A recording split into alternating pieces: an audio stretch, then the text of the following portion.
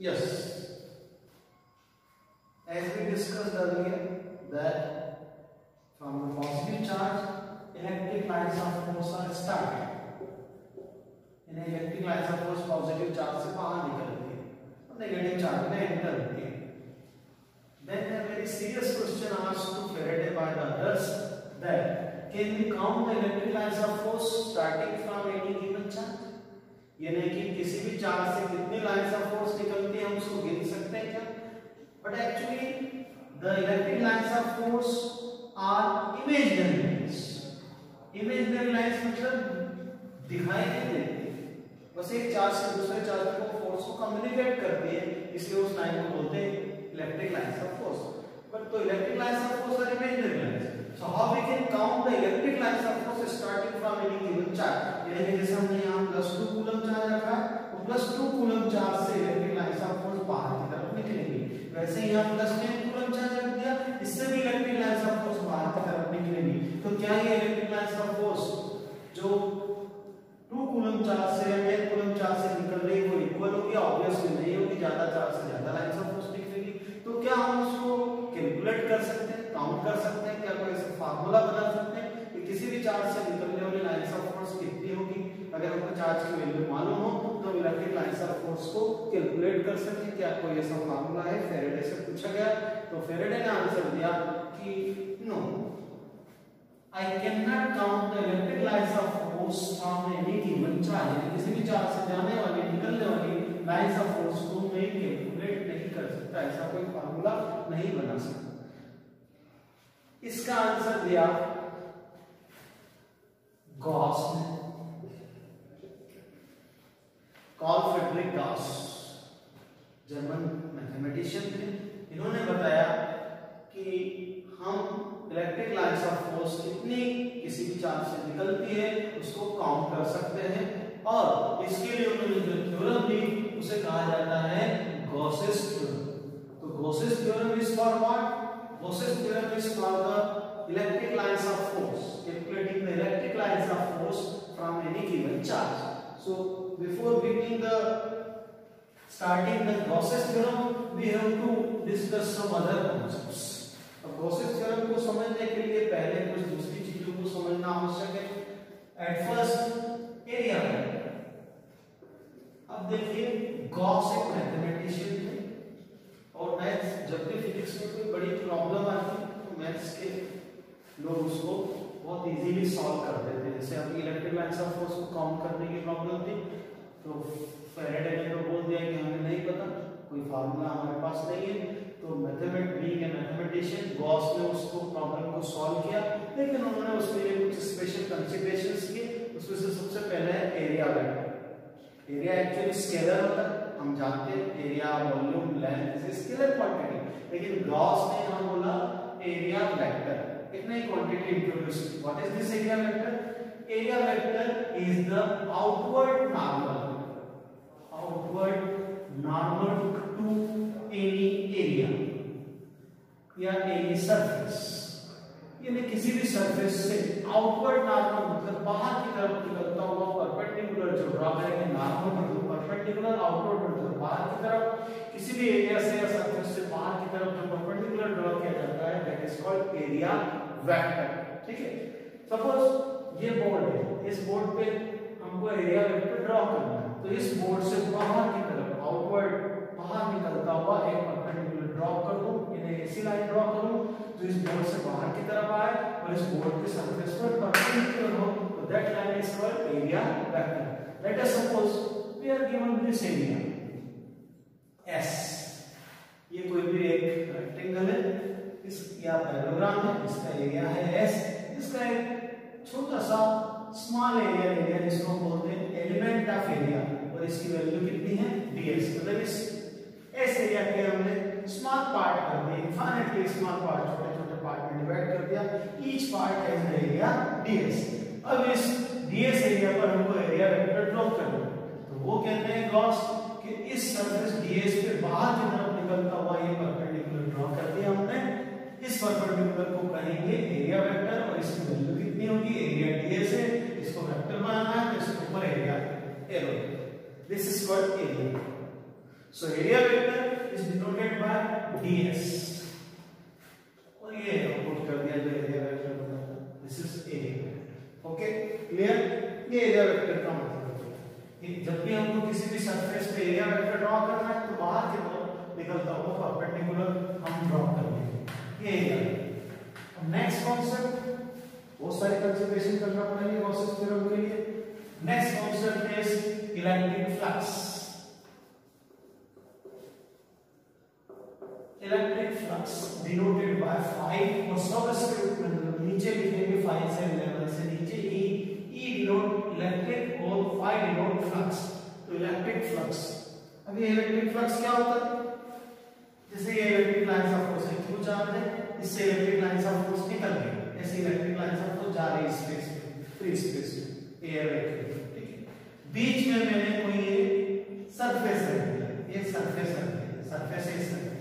तो इस surface S से जितनी lines of force perpendicular direction में, नॉर्मल डायरेक्शन में पास होती है, उनको कहते हैं इलेक्ट्रिक फ्लक्स. यानी कि ये लाइंस ऑफ फोर्स जा रही है, इसके पास में मैंने ये एरिया रख दिया, तो इस एरिया से, इस सरफेस से परपेंडिकुलर डायरेक्शन में जितनी लाइंस ऑफ फोर्स पास होती है, that is called electric flux. So we can define electric flux in a very brief manner, that is total number of, what is electric flux, कभी-कभी पूछा जाता है, the total number of electric lines of force passing normally मतलब perpendicular to area, passing normally to any surface in electric field. तो electric flux एक type की क्या है, इलेक्ट्रिक लाइंस ऑफ फोर्स ही है, लेकिन जब वो फ्री स्पेस में जाती है तो लाइंस ऑफ फोर्स नाम रखते हैं, और जब वो किसी सरफेस से, किसी एरिया से पास होती है परपेंडिकुलर डायरेक्शन में नॉर्मली, तो हम उसका नाम रख देते हैं इलेक्ट्रिक फ्लक्स. तो जब भी हमने वर्ड यूज किया इलेक्ट्रिक फ्लक्स, गॉस ने हमको समझाया कि जब भी हम इलेक्ट्रिक फ्लक्स वर्ड यूज करेंगे मतलब इलेक्ट्रिक लाइंस ऑफ फोर्स किसी एरिया से नॉर्मल यानी परपेंडिकुलर डायरेक्शन में पास हो रही है. तो डेफिनेशन बहुत सिंपल है, total number of electric lines of force passing normally to the surface in electric field. It is a scalar quantity. ये एक scalar quantity है and denoted by phi e. Scalar क्यों है? क्योंकि ये number of lines of force है, तो ना it is a pure number, इसलिए scalar quantity है, इसका सिंबल होता है phi. अब इलेक्ट्रिक फ्लक्स को कैसे कैलकुलेट करते हैं, इसका फार्मूला क्या है, let us C.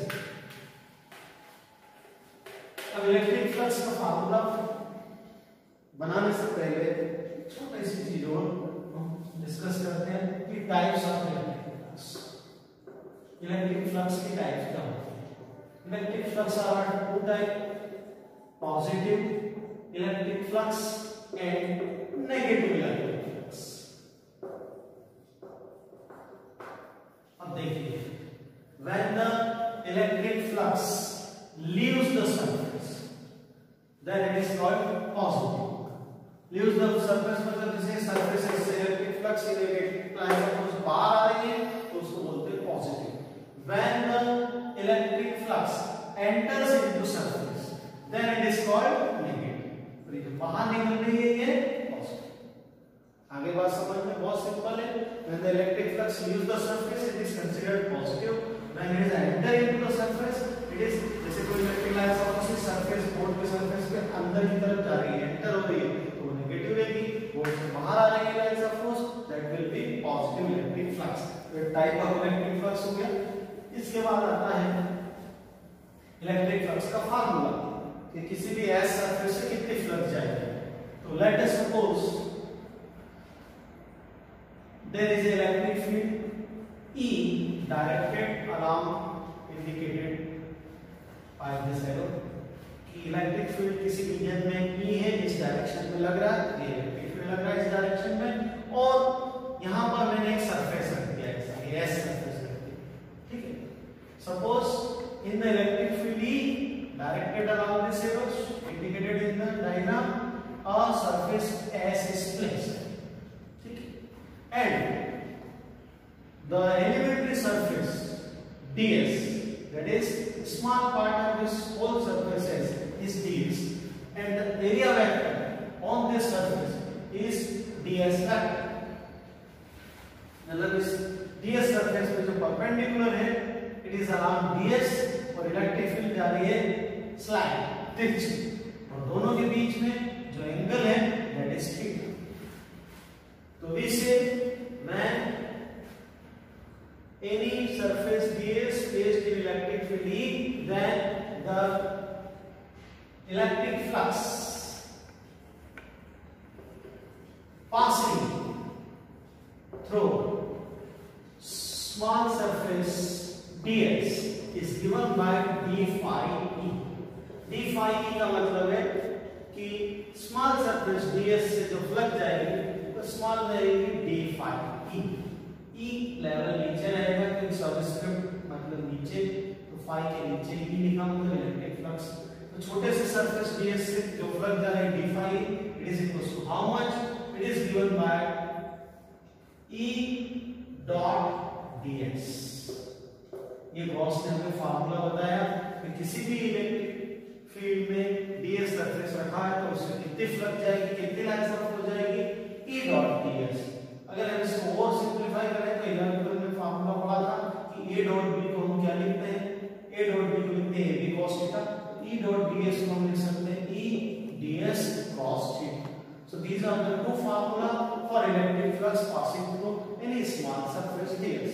But for the total electric flux through this whole surface is integrating this expression. So total electric flux through whole surface is integration along the surface E dot ds, एक ये formula, दूसरा integration along the surface E ds cos theta.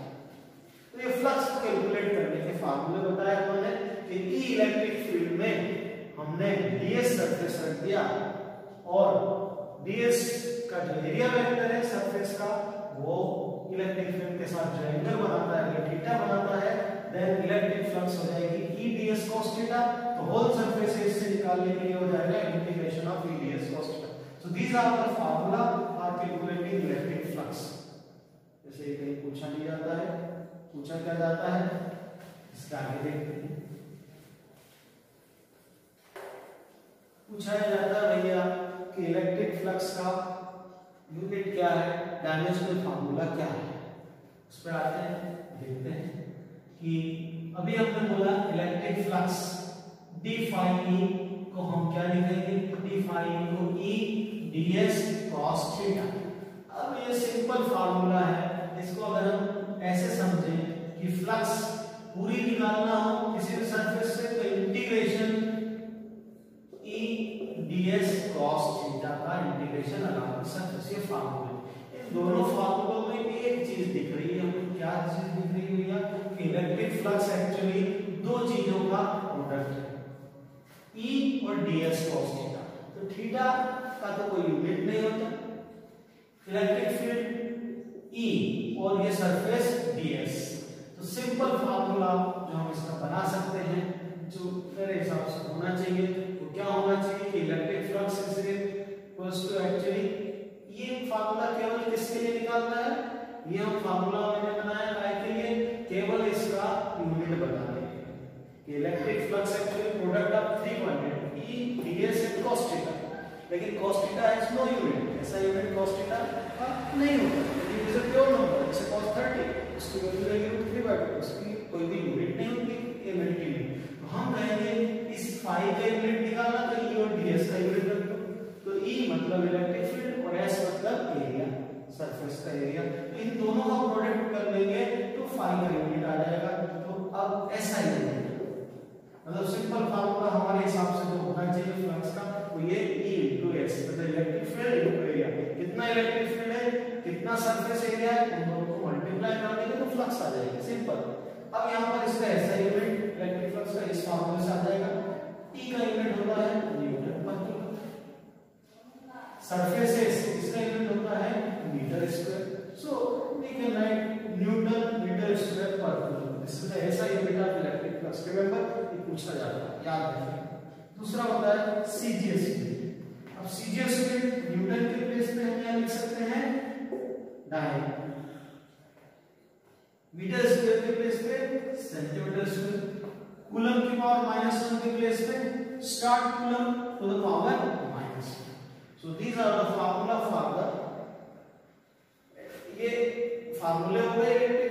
ये इसके unit हो गए। अगला point जो पूछा जाता है डायमेंशनल फार्मूला। अब डायमेंशनल फार्मूला बताइए, यहां से आप लिख सकते हैं इलेक्ट्रिक फ्लक्स का dimensional formula newton metre square per coulomb. Newton के लिए हम लिखेंगे 100 - 2, हम जानते हैं 11th class. Metre square L square, coulomb की पावर -1 मतलब a t की पावर -1।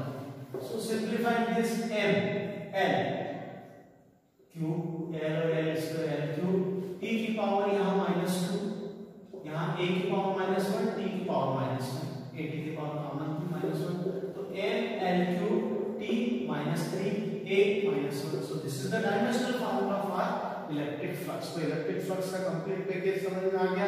इलेक्ट्रिक फ्लक्स क्या होती है, स्केलर एक वेक्टर, क्या फार्मूला है, क्या यूनिट है, क्या dimensional formula. That's all. Electric flux is completed. Again one more concept before Gauss's theorem. This is called solid angle. Perhaps you heard this name in 11th class. Solid angle. जिससे हमने ऐसा unit जब लिखे थे तो ऐसा unit में 7 quantities fundamental quantities थी और 2 सप्लीमेंट्री क्वांटिटीज थी, plane angle and solid angle. Plane angle measured in radian, plane angle का सिंबल होता है थीटा, इसको हम रेडियन में मेजर करते हैं। जैसे पाई रेडियन का मतलब 180 डिग्री लिखते हैं, ये हम फैमिलियर है इस यूनिट से। अब दूसरा यूनिट होता है एंगल का, एक और एंगल होता है सॉलिड एंगल। सॉलिड एंगल का यूनिट हमने 11th क्लास में पढ़ा था, क्या है, स्टे रेडियन। रेडियन के प्लेस पे स्टे रेडियन, ये यूनिट हमने 11th क्लास में डिस्कस किया था। अब एंगल की जगह पे हम सॉलिड एंगल वर्ड क्यों यूज करें, क्या है इसका मतलब? तो जैसे कोई लाइन है, ये लाइन है आर्क ए बी, ये आर्क ए बी इस ओ पॉइंट पर कितना एंगल बनाती है, इस एंगल को हम बोलते हैं सेक थीटा। ये एंगल कहलाता है प्लेन एंगल। प्लेन एंगल की वैल्यू कैसे निकालते हैं? एंगल इज इक्वल टू होता है आर्क लेंथ अपॉन रेडियस, यानी OA या OB दोनों की वैल्यू अगर रेडियस है तो ये r हो जाएगी, आर्क की रेडियस r है, तो angle plane angle is equal to arc length upon radius. ये कहलाता है प्लेन एंगल, जो किसी भी आर्क के कारण किसी पॉइंट पे जो एंगल बनता है उसको कहते हैं प्लेन एंगल। अब सॉलिड एंगल क्या? अब आर्क में क्या होता है, वन डायमेंशनल थिंग है, केवल लेंथ होती है। अब अगर हम कहेंगे कोई सरफेस है, ये जैसे कोई भी आर्बिट्रेरी सरफेस बना दिया मैंने, ये सरफेस है ऐसे, this surface forms at this point O the angle, this angle is called solid angle. Solid angle मतलब टू डायमेंशनल ऑब्जेक्ट है, कोई ये सरफेस है, कोई एरिया है, कोई भी एरिया ले लें। जैसे मैं एक एरिया लेता हूं, ये मोबाइल है।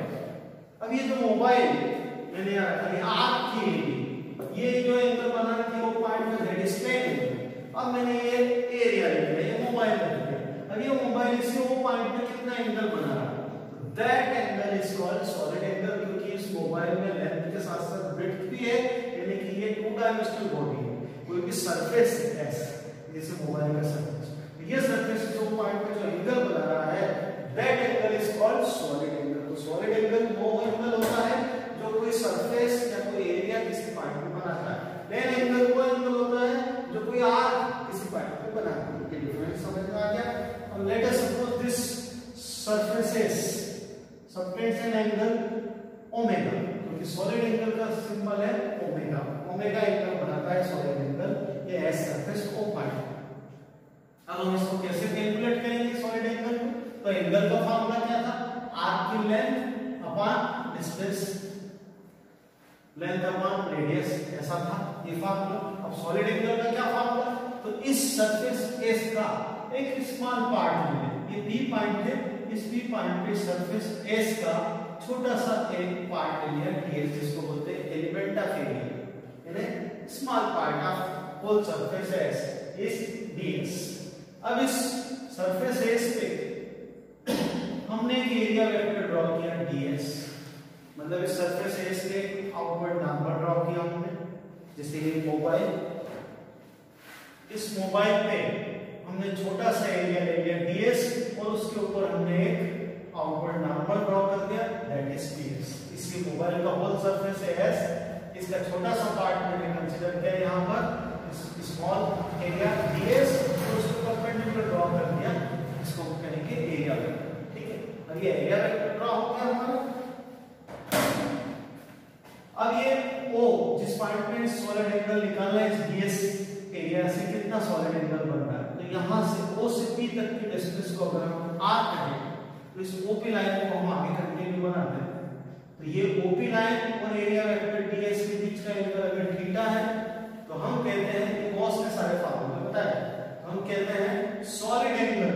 अब ये छोटा सा सरफेस ds है तो ये जो एंगल बनाएगा इसको हम कहेंगे d omega. Small solid angle subtended by small surface ds at point O is d omega, and d omega is equal to how much? This is given by ds cos theta upon r square, जिससे कि आपने plane angle का formula पढ़ा था length of arc upon radius, वैसे solid angle का formula आपको याद रखना कि small surface ds r distance पे कितना एंगल बनाएगा, ds cos theta upon r square, जबकि थीटा क्या है, angle between area vector and line OP।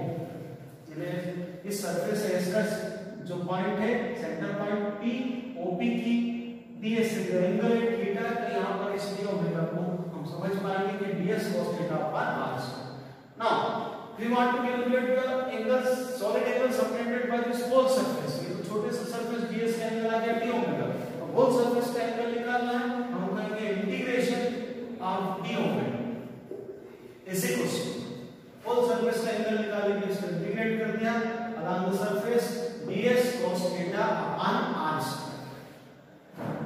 This is the formula for solid angle। और d ओमेगा को हम लिख सकते हैं omega, and this is equal to integration ds cos theta upon r square, ऐसा भी लिख सकते हैं। ठीक है, अब गॉस ने एक स्पेशल चीज बताई, स्पेशल कॉन्सेप्ट बताया, वो क्या कि अगर कोई भी सरफेस क्लोज्ड सरफेस है, क्लोज सरफेस जैसे मैं ये स्फीयर बनाता हूं, स्फीयर एक क्लोज सरफेस हो गया। अब सरफेस ओपन कैसे होता है, ये बीच में से कट कर दिया, तो दिस इज ओपन सरफेस। अब अगर मैंने इसको पूरा कंप्लीट बना दिया, जैसे फुटबॉल का सरफेस, अर्थ का सरफेस क्लोज सरफेस होता है, पूरी तरीके से क्लोज रहता है, जहां से स्टार्ट किया घूम फिर के हम वहीं आ सकते हैं, तो अगर क्लोज सरफेस कहलाता है। जहां से स्टार्ट किया अगर वहां नहीं पहुंच पाए दोबारा तो वो कहलाता है ओपन सरफेस। ठीक है, तो गॉस ने हमें स्पेशल थिंग क्या बताई कि अगर कोई भी सरफेस क्लोज सरफेस है, जैसे कि सरफेस एज बनाई है, सरफेस क्लोज सरफेस, तो क्लोज सरफेस अपने इनसाइड अपने अंदर किसी भी पॉइंट पे ये जो सरफेस है, सरफेस ये कितना एंगल बनाएगा, सॉलिड एंगल। तो गॉस ने बताया फार्मूला, वो हमको बस लिखना है, उसका डेरिवेशन नहीं है हमारे पास में, सीधा फार्मूला लिखना है। क्या है कि the solid angle subtended by any closed surface at any point inside it is always equal to 4 pi। ये इंपॉर्टेंट पॉइंट है भैया। गॉस ने बताया कि कोई भी सरफेस अगर क्लोज सरफेस है तो वो अपने अंदर किसी भी पॉइंट पर कितना सॉलिड एंगल बनाता है, 4 पाई। जैसे ये सॉलिड ये सरफेस है, ये अपने अंदर वो पॉइंट पे सरफेस का ये जो एरिया है ये कितना एंगल बना रहा है, ये एंगल बनाएगा 4 पाई। दैट इज गॉस ने फिर हमें ये फार्मूला बताया integration d omega along the closed surface। Close surface से इंटीग्रेशन में सर्कल बनाते हैं, इंटीग्रेशन के साइड में मतलब सरफेस क्लोज हो गया, जहां से स्टार्ट किया वहीं खत्म हो गया। ठीक है, this is equals to integration ds cos theta upon r square, यानी ds cos theta upon r square का इंटीग्रेशन वो एक सर्कल बताता है along closed surface। और गॉस ने बताया ये वैल्यू कितनी होती है, ये वैल्यू होती है भैया 4 पाई। तो जहां कहीं भी हमें ds cos theta upon r square का इंटीग्रेशन दिखे along the closed surface, तो उसकी वैल्यू हम डायरेक्ट लिख देंगे 4 पाई। ये गॉस का एक कॉन्सेप्ट था, उन्होंने बस ये रिजल्ट बताया था। अब इस रिजल्ट को इतने सारे डिस्कशंस को यूज करके हम उस बेसिक क्वेश्चन पे आते हैं जहां से ये डिस्कशन शुरू हुआ था कि किसी भी चार्ज से जाने वाले लोकल लाइंस ऑफ फोर्स को कैलकुलेट कैसे किया जाए, कैसे फार्मूला बनाएं। तो now come to the most important topic of this unit which is called Gauss's theorem. इस बार इसके आने की संभावनाएं पूरी है। गॉसेस थ्योरम ध्यान से पढ़ना, बहुत इजी है। पहली बार सुनने में थोड़ा सा मैथमेटिकल पार्ट ज्यादा है तो डिफिकल्ट लगता है, लेकिन ये नहीं। देखिए अब ये मैंने एक सरफेस बना दिया, सरफेस इज आर्बिट्रेरी सरफेस बना दिया, कैसा भी सरफेस बना दिया। अब इस सरफेस के अंदर इस O पॉइंट पर, यहां पर एक O पॉइंट ले लिया, इस O पॉइंट पर मैंने +q चार्ज रख दिया। अब मैं जानना चाहता हूं कि सरफेस एज से कितनी टोटल फ्लक्स बाहर निकल रही है। तो गॉसेस थ्योरम का सबसे पहले हम स्टेटमेंट लिखते हैं कि according to this theorem the total electric flux passing through any closed surface in vacuum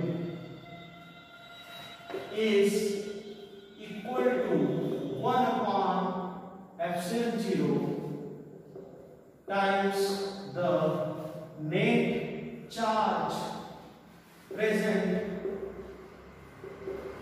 inside closed surface. Completed. So this is the statement of Gauss's theorem. Generally ऐसा question आता है, state and prove Gauss's theorem। मतलब statement दीजिए Gauss's theorem का और उसको prove भी करना है। तो क्या स्टेटमेंट है कि total electric flux passing through any closed surface in vacuum. अगर वैक्यूम में कोई क्लोज्ड सरफेस रखा है तो उससे टोटल कितनी इलेक्ट्रिक फ्लक्स पास हो रही है, निकल रही है, ये किसके बराबर होती है, is equals to 1 upon epsilon 0 times, epsilon 0 पता है, absolute electrical permittivity of free space, 1 upon epsilon 0 times the net charge present inside the closed surface. Closed surface के अंदर कितना चार्ज है उसका 1 अपॉन एप्सिलॉन 0 टाइम्स कर दीजिए, वो टोटल फ्लक्स की वैल्यू आ जाएगी। इतना सिंपल रिजल्ट है हमारा ये। तो इसको मैथमेटिकली लिखते हैं, दैट इज इलेक्ट्रिक फ्लक्स, किसी भी सरफेस से जनरल इलेक्ट्रिक फ्लक्स पाई। गॉस की थ्योरम के पहले क्या मापना था इलेक्ट्रिक फ्लक्स का, integration E dot ds along the close surface. इसमें ये आ गया एस सरफेस और सर्कल बताता है क्लोज सरफेस। अब गॉस से बोलते हैं कि ये जो टोटल इलेक्ट्रिक फ्लक्स किसी भी सरफेस से जाती है वो किसके बराबर है, 1 upon epsilon 0 times the total charge present inside the closed surface. So this is the result of Gauss's theorem। मतलब इस पूरे स्टेटमेंट को समराइज कर दिया हमने एक मैथमेटिकल इक्वेशन में कि total electric flux is 1 upon epsilon 0 times the net charge present inside the closed surface. This mathematical equation is called mathematical form of Gauss's theorem। ये Gauss's theorem का mathematical form। ये mathematical रूप में हम Gauss's theorem को ऐसे express कर सकते हैं, लिख सकते हैं। अब इसका प्रूफ, इसको प्रूव करेंगे जो हमने बोला। क्या बोला शॉर्ट में कि इलेक्ट्रिक फ्लक्स किसी भी एक सरफेस में अगर q चार्ज रखा तो कितनी इलेक्ट्रिक फ्लक्स जाएगी, 1 अपॉन एप्सिलॉन 0 टाइम्स q। तो इस फार्मूले को हमको प्रूव करना है, ये कहलाता है proof of Gauss's theorem. Proof of Gauss's theorem बहुत इजी है, ये तो स्टेटमेंट दिया था, उसका मैथमेटिकल फॉर्म दिया था। Now proof of Gauss's theorem. वापस यहां आते हैं, इस डायग्राम को देखकर हम क्या बोलते हैं, suppose A is any closed surface and at any point O inside the surface +2 charge is placed. Now consider any point P on the surface which is a distance r from O। O से r distance पे P point consider किया हमने, O से r distance पे P point है on the surface, ठीक है। Now consider small surface ds at point P।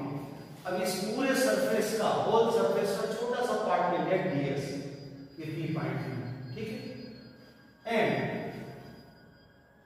This is the area vector ds on surface ds। इस सरफेस ds जैसे सरफेस पे अच्छा है, इस सरफेस पे एरिया वेक्टर के बाहर की तरफ निकलता है परपेंडिकुलर, ये हमने बना दिया ऐसे, ठीक है।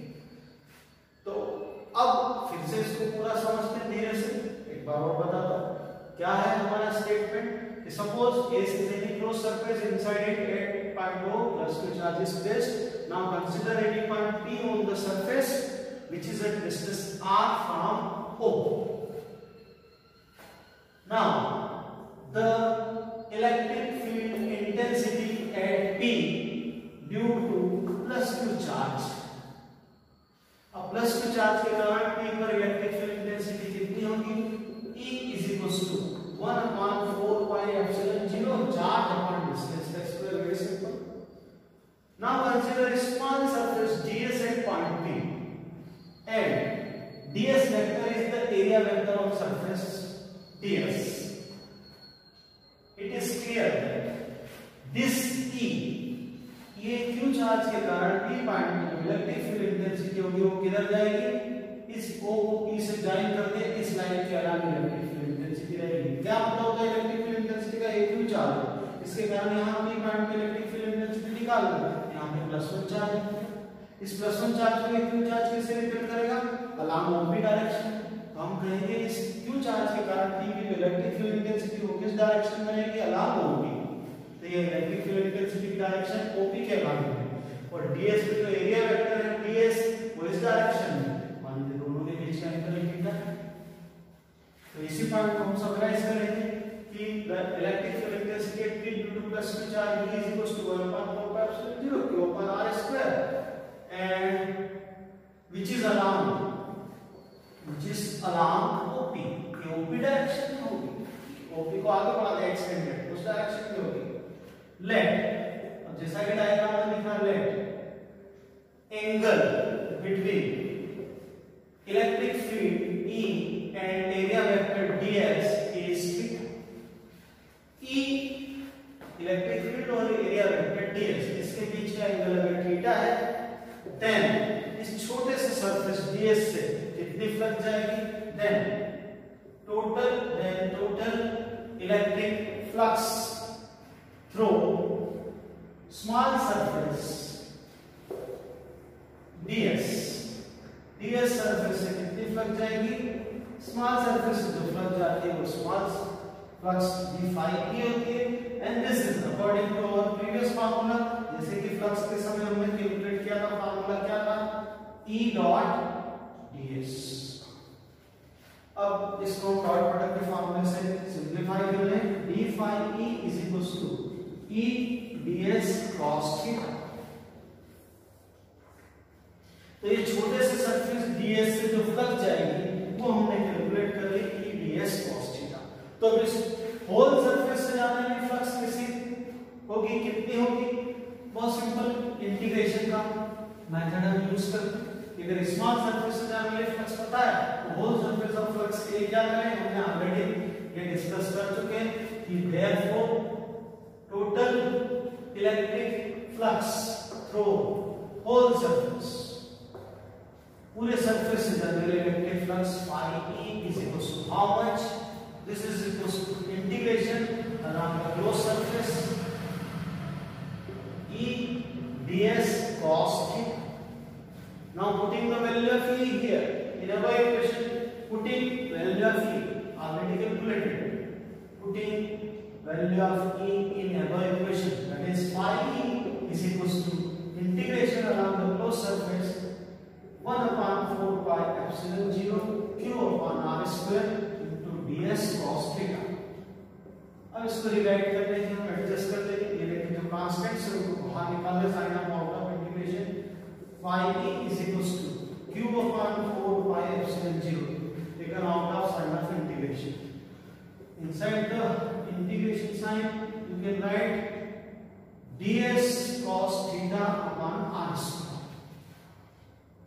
But since we know that since ds cos theta upon R square is equals to d omega, we already discussed that solid angle by small surface ds is equals to d omega।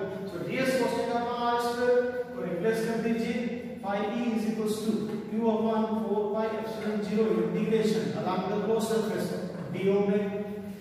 और हमने अभी Gauss का एक final statement बताया था कि कोई भी अगर सरफेस क्लोज है तो तो क्लोज सरफेस हमके अंदर कितना एंगल बनाता है 4 पाई।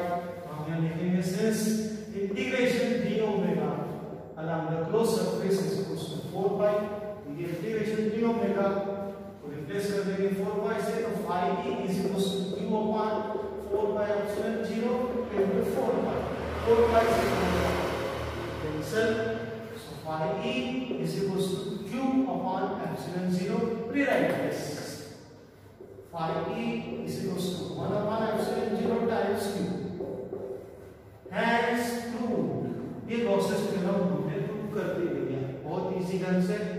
ये वही स्टेटमेंट है जो हमने स्टार्टिंग में दिया था गॉसेस थ्योरम में कि electric flux is equal to 1 upon epsilon 0 times the net charge present inside the close surface. जो इस क्लोज सरफेस है इसके अंदर क्यू चार्ज है, तो इससे जाने वाली फ्लक्स कितनी होगी, गॉसेस थ्योरम का स्टेटमेंट था, हमने प्रूव कर दिया कि इस चार्ज के साथ मल्टीप्लाई कर दे 1 अपॉन एप्सिलॉन 0 का, तो फ्लक्स आ जाएगी ये फॉर्मूला। अब इसके कई डिफरेंट फॉर्म्स भी हैं, but this is the final result, ये फाइनल रिजल्ट है, यहीं तक हमको एग्जाम में लिखना है। और इसके कई फॉर्म्स हैं, जैसे सपोज इस क्लोज सरफेस के इनसाइड में instead of a single Q charge there are so many charge q1 q2 q3 q4 and so on. तो ये इसका पहला केस, ये लिखना नहीं है एग्जाम में, ये न्यूमेरिकल के समझने में काम आता है। क्या है कि to if the closed surface contains number of charges होते हैं 1 upon epsilon 0 times q1 plus q2 plus जितने चार्जेस आपको ऐड कर लीजिए। दूसरा केस, अब मान लीजिए कि उसमें से कुछ चार्ज पॉजिटिव है कुछ नेगेटिव, जैसे q1 प्लस है q2 माइनस है q3 माइनस है q4 plus, then we can write phi e is equals to 1 upon epsilon 0 times algebraic sum of charges। algebraic जैसे अलजेब्रा में नंबर्स प्लस माइनस को deal करते हैं, जैसे चार्जेस के लिए डील कर लेंगे, q1 पॉजिटिव है q2 negative q3 negative q4 positive and so on. तो जैसे जैसे चार्ज को साइन के अकॉर्डिंग ऐड करते जाएंगे, सम अप करते जाएंगे, that will be the result of Gauss's theorem generalised form for different cases. Now Gauss's theorem is complicated. Remember, Gauss's theorem is applicable only for closed surface. Closed surface के लिए ही ये applicable होती है। ये Gauss's theorem complete। अब इसके बाद में इसकी कई एप्लीकेशंस, क्योंकि Gauss's theorem फंडामेंटल थ्योरम है इलेक्ट्रोस्टैटिक्स की, क्योंकि बहुत सारी ऐसी बातें हैं जो कूलम क्लास में हो नहीं समझ पाते, नहीं हम कंक्लूड कर पाते, उन सारे ऑब्जर्वेशंस को, उन सारे डिफिकल्टीज को ओवरकम करता है, सारी प्रॉब्लम को दूर करता है गॉसेस थ्योरम। जैसे कूलम लॉ में हमने ये देखा था कि कोई भी एक चार्ज q1 चार्ज यहाँ रखा है, पॉइंट चार्ज है, वो दूसरे चार्ज q2 चार्ज पे कितना फोर्स लगाएगा ये हम कैलकुलेट कर सकते हैं कि एक चार्ज दूसरे चार्ज पे कितना फोर्स लगाता है, लेकिन चार्ज पॉइंट चार्ज होना चाहिए, एक पॉइंट पे कंसंट्रेट होना चाहिए। इंस्टेड ऑफ दिस, मान लीजिए कि ये q1 चार्ज हमने किसी सरफेस पर, किसी भी मेटालिक प्लेट के ऊपर चार्ज को डिस्ट्रीब्यूट कर दिया, तो this is called distributed charge. Charge is not concentrated into a point. से q1 चार्ज मिला मुझे, तो इस पूरे बोर्ड पे मैंने q1 चार्ज को स्प्रेड कर दिया, यूनिफॉर्मली डिस्ट्रीब्यूट कर दिया, तो that is called distributed charge. तो डिस्ट्रीब्यूटेड चार्ज के केस में ये q1 चार्ज डिस्ट्रीब्यूटेड कर दिया और ये q2 चार्ज पॉइंट चार्ज है, तो अब दोनों चार्ज के बीच में लगने वाला फोर्स कितना होगा भैया? Coulomb law can not answer this question. Coulomb law is strictly applicable for the point charges, not for distributed charges. तो in case of distributed charges we apply Gauss's theorem to find the conclusion. Conclusion क्या होगा, क्या निष्कर्ष निकलेगा? एक point charge और एक distributed charge है या दोनों डिस्ट्रीब्यूटेड चार्ज है, तो उस केस में इन दोनों चार्जेस के बीच में कितना फोर्स लगेगा, ये सारी डिटेल को जानने के लिए, समझने के लिए हमको गॉसेस थ्योरम अप्लाई करना पड़ती है। That's why Gauss theorem is very great importance, is of very great importance in electrostatics. That's all.